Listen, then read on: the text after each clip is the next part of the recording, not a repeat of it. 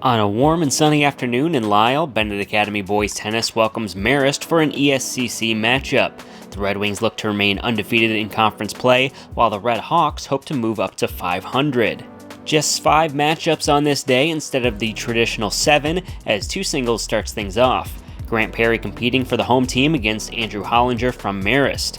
Perry starts things off well in the first set, earning a point on a 2-handed backhand that bounces home into the corner. Hollinger hangs tough in the opening set, earning a point as he also goes to the right corner, and Perry is unable to dig out a return. After winning the first set 6-2, Perry serves in the second set. Another 2-hand backhand that dives towards the court forces Hollinger to pop a lob back over the net. The senior then pounds the point home and takes the second set 6-0. At one singles, Jake Klooster from Marist takes on Benet Academy junior Peter Cherek. The Redwings serves in the far court and unleashes a rocket ace that has so much momentum, the ball gets stuck in the fence. Cherek takes set 1 6-2. Klooster comes back in a big way to win the second set 6-1, setting up a 10-point tiebreaker to decide the winner. Cherek gains the early advantage with a great overhead backhand that he flicks back for the point. Klooster serving in the far court as he comes towards the net. His Red Wing opponent is forced to play near the back. Cherek does not get his backhand lob high enough, and the Redhawks smashes the point down, and the bounce carries the ball out of play. Klooster wins the tiebreaker 11-9 after a great match. After the team split in singles, Benet looks to regain the advantage with George Monahan and Alistair McCarter in 3 doubles who take on Billy Batista and Peter Shipma from Marist. The Redhawks serve in the opening set as McCarter sends back a return. Monahan plays near the net and splits the court with his return for the point as the Red Wings win the opening set. In the second set, Monahan serves in the far court. Marist sends the ball back before McCarter smashes a return down that bounces to the wall, giving Benet the point. The Wings take 3 doubles in straight sets. 2023 1A state doubles champion Hugh Davis is back for his senior year at Benet, playing alongside sophomore Charlie Flavin. Max Macy and Jack Donahue look to pull the upset for the visitors.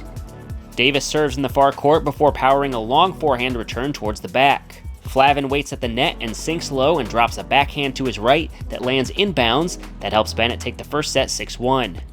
Looking to pull away in the second set, Macy and Donahue rally in the early going. Flavin goes for a smash but does not get a high enough bounce as the Redhawks send it back. Davis charges on his return, but Marist powers a shot past him to earn the point.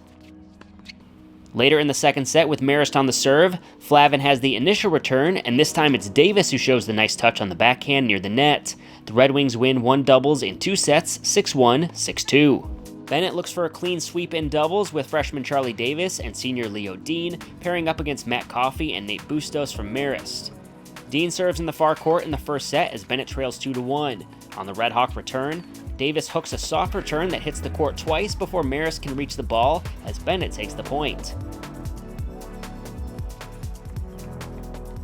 Davis serves late in the first set and the return is a backhand lob with a lot of spin.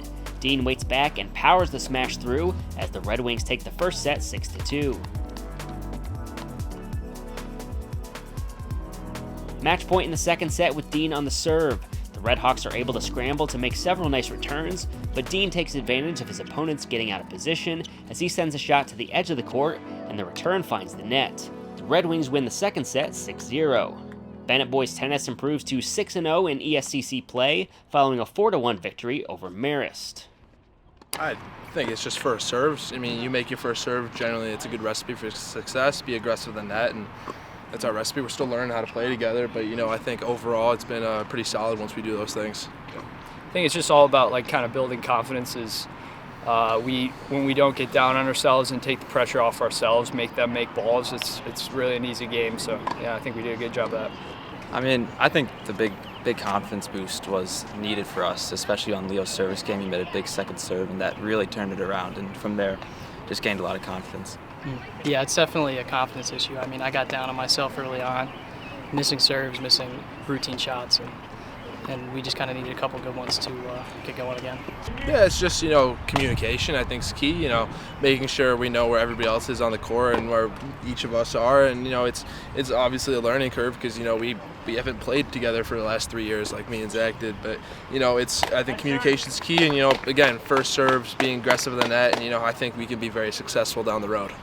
Yeah, I think it starts at practice for us because we've been pretty much doing a good job of being focused at practice, but that's kind of where we figure out what we need to do and build confidence with the things we need to be doing, and matches where we're practicing, working on things we need to practice. So, yeah.